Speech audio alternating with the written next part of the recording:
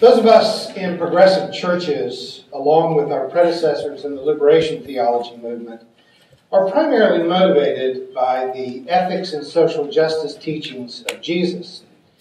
Evangelicals, traditional Christians, most Catholics, on the other hand, are much more interested in what is said about Jesus, said about him as a sin offering who repairs the human relationship with God. But to be honest, neither one of these two camps, either those interested in the message of Jesus or the message about Jesus, get everything that they want when they read the Gospels. The oldest of the four Gospels, Mark, is only 16 chapters long, but nearly half of it describes events that take place in just the last 5-6 days of Jesus' life. 7 if you go all the way out to Easter. Why then, when you're interested either in the message of Jesus or the redemptive message about Jesus, does he devote so much precious space and time to telling us the intricacies of conversations and the coming and going and the trial around Jesus' death? The easy answer is that Mark's agenda is not our agenda, not either the agenda of the liberationists or the agenda of the traditionalists. Written right about the time of the Roman Holocaust against the population of Israel and the final destruction of the Jewish temple, Mark seems to be at great pains to hold Jesus up as an example of courageous martyrdom.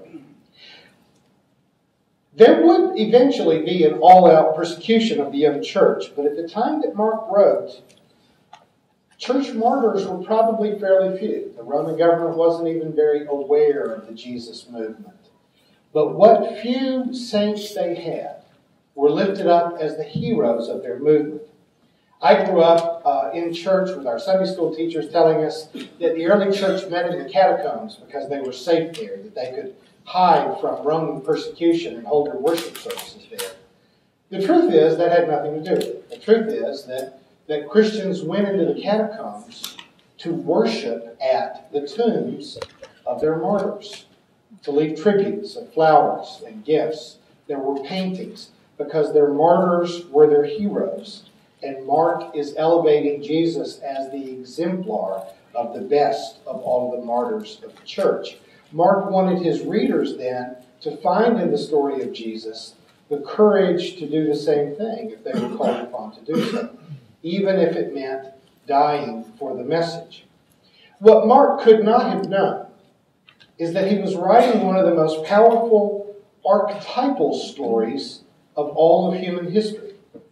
The Passion narrative is a story that immediately jumps inside of your heart, not because it's Jesus necessarily who lived the story, but because we've lived the story. We know what it's like.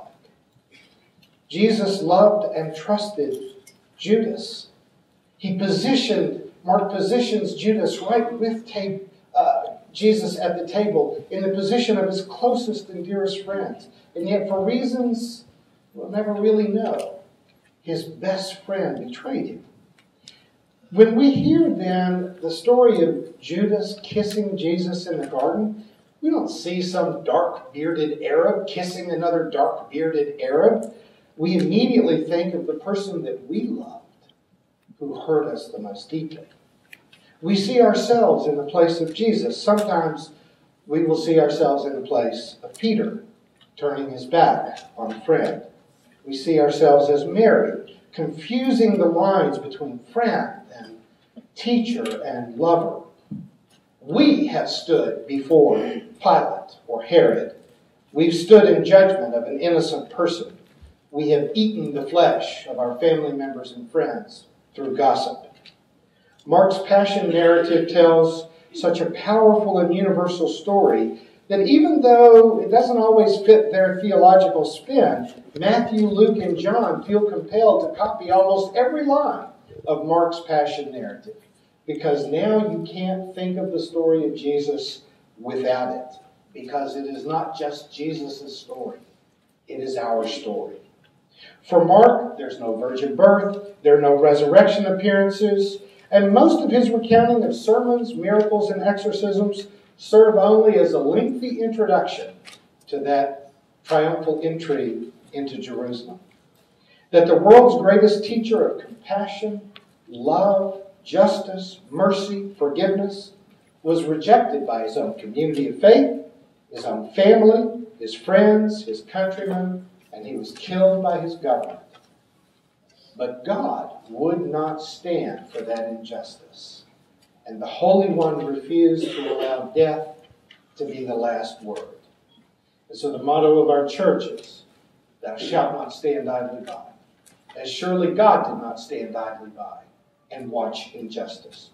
So for me, the most powerful aspect of this story is just that, not that it tells me beyond dispute what happened to the historical Jesus, because there's no certainty to any ancient narrative about whether it is exactly historical, but it is the message that is absolutely true. It is a message that gives us a reason to hope. When someone you loved betrayed you, you probably felt like you were going to die. When you realized that you could not trust your government, you weren't sure of your own future.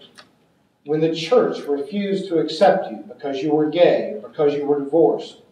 When members of your family went totally nuts with judgment. When you discovered that your best friends were entirely unreliable when you needed them the most. When you couldn't think of a single reason that you would want to live for another day. Mark says that that's when God stepped into the graveyard and said a divine, "Not yet. Not yet. You cannot end this beautiful life." Resurrection is not something that happened one Sunday morning 2,000 years ago then, because in our faith community, it's something that happens every day. Resurrection gives us hope to survive betrayal, to survive adversity, to survive even a corrupt judicial system, an unreliable friend, and a completely untrustworthy church. And we rise up again to continue to kick at the darkness until it bleeds daylight. Believe the good news then.